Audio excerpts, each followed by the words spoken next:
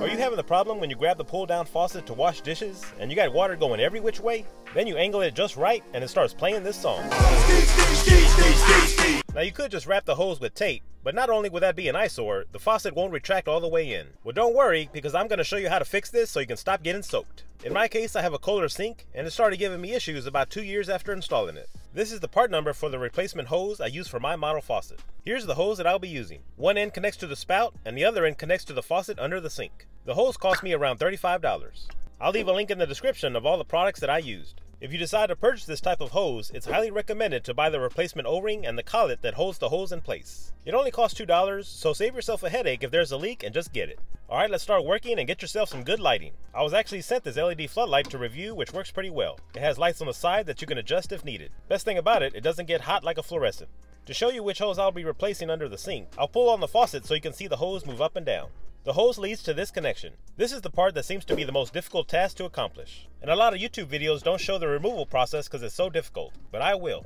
What you're supposed to do is push the white collet upward and pull and twist the hose down. Easier said than done, I guarantee. After a few months or years, the white plastic collet gets very tough to push inward. If you're like me and don't have enough room under the sink, this can be a bit of a challenge. I've seen people even disconnect all the supply hoses and the sink assembly just to get enough leverage to pull the hose off. As you can see, trying it by hand wasn't working. I next tried using a 14mm wrench to try and push the collet upward while I pull the hose down. I'll show you a bit of the struggle that I went through instead of showing you that I popped it off without a problem. Kinda like what other YouTube videos do. I tried using the wrench a different way and still no luck. I next went to my toolbox that I use for my vehicles and got out my hose grip pliers. I used it together with the wrench and still no luck, but I felt I was getting closer.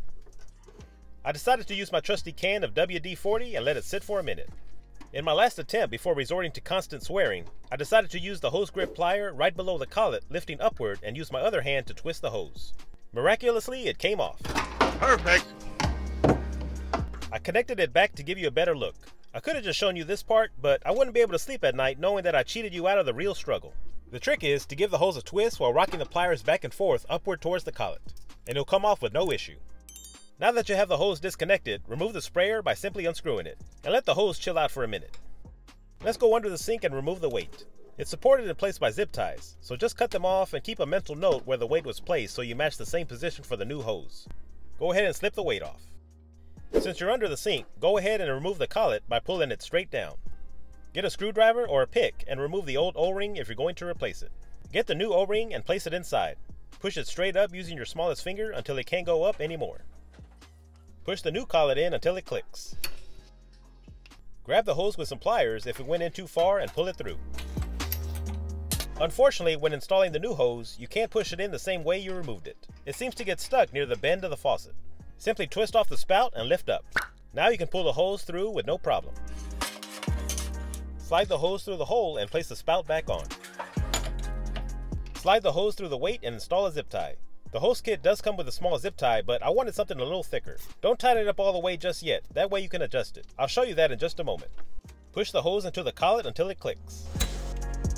Go ahead and screw in the sprayer. Turn it on and check for leaks. Nope, no leaks at all. Perfectly dry.